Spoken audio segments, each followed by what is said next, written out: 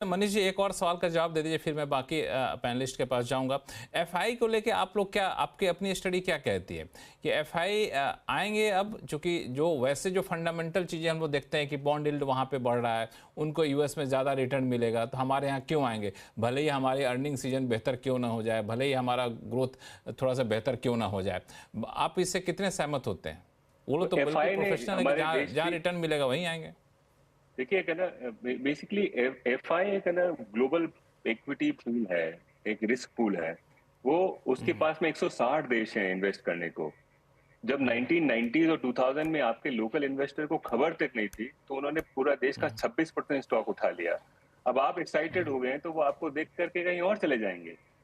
तो बेसिकली ये एफआई का एक्सेसिबिलिटी है, वो सारे मार्केट्स को है। दूसरा, डेमोग्राफी पे मैंने कई बार बात करी कि एक बार जब एक ये अमीर देशों की जो डेमोग्राफी धीरे धीरे जब एज होती है, तो वो एक्चुअली विड्रॉल मोड में आ गए हैं। इसलिए आज एफआई का नहीं आना नई बात नहीं है।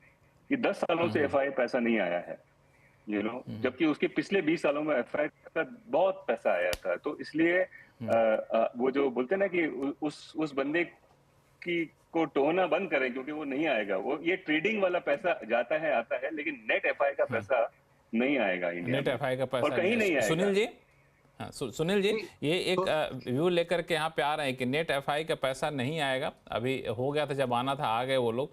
आपको लगता है कि डोमेस्टिक फैक्टर एक इस लेवल पे आ सकता है कि एफआई बाकी रुपये को भूल जाएं, वहाँ के बॉन्ड यील्ड को भूल जाएं, यूएस के यहाँ पे आना शुरू कर दें?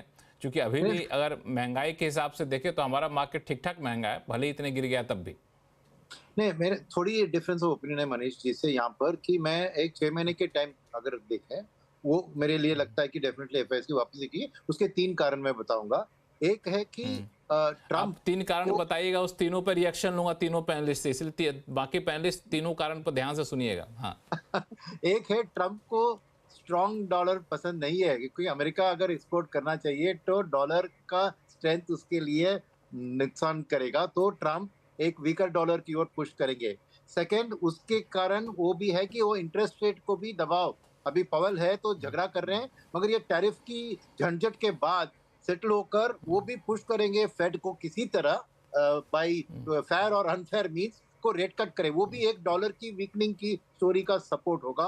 वो है दूसरी बात। और तीसरी बात यहाँ पर है कि जो एफआईआई ना जब पैसा डालते हैं ना, उनको जो रिटर्न है वो फ्यूचर की डिप्रिसिएशन अप्रिसिएशन के ऊपर रहती है। तो मेरे ख्याल में जब उनको दिखता है कि ये वाली ट्रेंड शुरू हो गई, तो उनको इंडिया जैसे मार्केट जहाँ पे और डिप्रिसिएशन, ऑलरेडी इंडिया में थोड़ी डिप्रिसिएशन हो गई, मानते हैं कि इंडिया का अभी भी ओवर वैल्यूड है ऑन आरईआर बेसिस, मगर फिर भी उनको रुपए में डॉलर वर्सेस रुपी का वीकनिंग मेरे ख्याल में इस एक और साल में खाली 2% होगा, क्योंकि डिफरेंस इन इंटरेस्ट रेट हुई है फंडामेंटल तौर पर।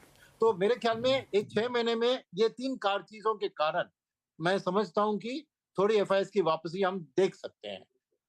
आप जो तीनों फैक्टर गिना रहे थे, और तो मनीष जी इशारा कर रहे थे कुछ बोलना चाहते हैं, मनीष जी? नहीं, फिर मेरा आप ही के पास मेरा आता हूँ। मेरा व्यू, मेरा एक्चुअली दूसरा थोड़ा सा, सुनील जी बता रहे हैं वो आनी जानी का बात कर रहे हैं, तो ऑफकोर्स आनी जानी तो लगी रहेगी, मेहमान है वो। ठीक है, मैं आपको सिर्फ ये बताने की, कई सालों से बताने की कोशिश कर रहा हूँ कि एफआई के लिए India trade got over in 2014। तो मैं भी नहीं बोल रहा हूँ कि अभी आएंगे नहीं आएंगे। 2014, 15, 16 के बाद में एफआई ने इंडिया में आना बंद कर दिया है। उसके कई सारे कारण हैं, उसके ऊपर हम घंटा और अलग बात करेंगे। एक बार काफी लंबी आपके शो पे एक बार बात हुई है जो पुराने एंकर के साथ। तो एक कई सारे फंडामेंटल रीजंस हैं, उस चीज को हम अच्छे से बात कर सकते हैं, लेकिन उसकी वजह से आनी जानी वाला जो पैसा है वो बंद हो गया। एक और हाँ अंतिम बात, कि जो हाँ एफआईआई का जिस तरह का पैसा अवेलेबल है, वो बॉन्ड और रियल एसेट्स के लिए अवेलेबल है। रियल एसेट का मतलब जैसे ब्रुकफील्ड, ब्लैकस्टोन, इस तरह के लोग हैं, उनका पैसा इंडिया में आ सकता है, जो हॉस्पिटल, इंफ्रास्ट्रक्चर ये सब खरीदेंगे। एफआईआई का ब्लाइंड पूल, जिसको इक्विटी पूल बोलते हैं, उसमें आने का कोई हिसाब नहीं बचा है, वो नहीं आएंगे अब। ये मैं 10, 5 साल, 15 साल की स्टोरी बता रहा हूँ। अगले 6 महीने में क्या हो रहा है मुझे कुछ पता नहीं है। हो भी सकता है आ जाए, हो लॉन्ग सकता ना आए। टर्म, लॉन्ग टर्म की स्टोरी बता रहे हैं। अभय अग्रवाल साहब, आप इसमें क्या ऐड करेंगे? ये देखिए, मेरा थोड़ा सा मैं एक अब अगर मुझे अलाउ करें तो मैं थोड़ा डिफरेंशिएटेड इसमें व्यू अपना दूंगा एज अ फंड मैनेजर, नहीं नहीं, डोमेस्टिक बिल्कुल, फंड मैनेजर। शो का मकसद ये है कि अलग अलग व्यू रखे जाएं। सब आदमी एक ही व्यू को रखेगा तो फिर दर्शक को बैलेंस्ड ज्ञान कैसे मिलेगा? जी। तो देखिए मेरा इसमें ये सोचना है कि अगर एफपीआईज़ को लाना है, डोमेस्टिक इन्वेस्टर्स को लाना है, वो तभी आएँगे जब उनको रिटर्न की प्रोबेबिलिटी दिखेगी। आप उनको पकड़ के ज़बरदस्ती नहीं ला सकते। जैसे मनीष ने कहा 160 देशों का एसेट क्लासेस का उनके पास ऑप्शन है। तो हमें फ़ोकस करना पड़ेगा और अनफॉर्चुनेटली मुझे वो फ़ोकस नहीं दिख रहा है कि हम कैसे कॉम्पिटिटिव बने। अब हर चीज़ तो हम यूएस से इम्पोर्ट करते हैं, फिर हम टैरिफ के लिए डर रहे हैं, पर जो हम एक्सपोर्ट करते हैं, वो बेसिकली ला लेबर आर्बिट्राज वाली चीज़ें हैं, जो हम सस्ता बना लेते हैं। जो यूएस महँगा बनाता है और जो हम यूएस से चाहते हैं, माँगते हैं, वो ऐसी चीज़ें हैं जो जिसके बिना हम रह नहीं सकते हैं। और इस समय जिस तरह से हमारा फ़ोकस है, एक भी एलएलएम मॉडल जो है एआई के लिए इंडिया में किसी ने नहीं बनाया। चाइना में 4 बन गए, यूएस में 3 हैं और हम सिर्फ़ उसके ऊपर एप्लीकेशन लेयर बना रहे हैं। हम कंज़्यूमर हैं एआई के एलएलएम्स के, उसके लिए भी हम पैसे दे रहे हैं। सेमीकंडक्टर में हमारा ज़ीरो प्रेज़ेंस है। डॉलर का 50 सेंट का सेमीकंडक्टर हम बाहर से मंगाते हैं। तो ये जब चीज़ें जब तक सॉर्ट आउट नहीं होंगी लक्ष्मण जी, हमारा कॉम्पिटिटिवनेस एज़ एन इकोनॉमी नहीं बनेगा। हम ग्रो करते रहेंगे 6% डोमेस्टिक कंज़म्पशन को कैटर करते रहेंगे जो और एक हम एनीवे इंसुलर इकोनॉमी है, ओपन भी नहीं है ज़्यादा, तो ग्लोबल ट्रेड से भी हमें फ़र्क नहीं पड़ता है। तो य एक ऐसी इकोनॉमी जो कि इंसुलर है, इनवर्ड लुकिंग है, इनोवेटिव नहीं है, जो इनोवेट नहीं कर रही है, उसको अट्रैक्टिव बनाना फॉरेन इन्वेस्टर्स के लिए लॉन्ग टर्म में वो बड़ा बड़ा मुश्किल है जिस जिस जगह पे अभी हम हैं।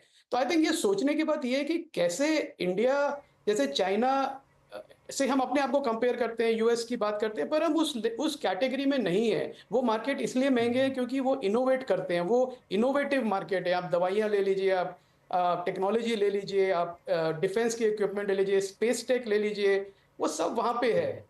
हम फॉलो कर रहे हैं। तो लॉन्ग टर्म कॉम्पिटिटिवनेस जब तक हमारी नहीं बनेगी, इनोवेशन को हम पूरा बूस्ट नहीं करेंगे, तब तक मुझे नहीं लगता है कि हम रियली एक एफपीआईज़ के लिए बड़ा अट्रैक्टिव मार्केट बन पाएँगे। हालांकि इसमें एक चीज़ और मैं समझना चाहूँगा आपसे ही, फिर मैं अभय अग्रवाल साहब के पास जाऊँगा। जब आप कह रहे हैं ये बात तो ठीक है, इनोवेशन में चाइना हमसे आगे है, इनोवेशन में यूएस हमसे ज़्यादा आगे है, लेकिन हमारा जो मार्केट साइज़ है वो क्या इसमें बहुत मायने नहीं रखता क्या? मार्केट साइज का मतलब कंज्यूमर मार्केट साइज की बात कर रहे हैं। यूएस के लिए जितनी भी डिजिटल कंपनियां, उनके लिए इंडिया इतना बड़ा मार्केट है। आईटी कंपनियों के लिए भी इंडिया इतना बड़ा रिसोर्स का मार्केट है। तो ये क्या बहुत फैक्टर नहीं करता है? मैं समझना चाहता हूं आपसे, अभिषेक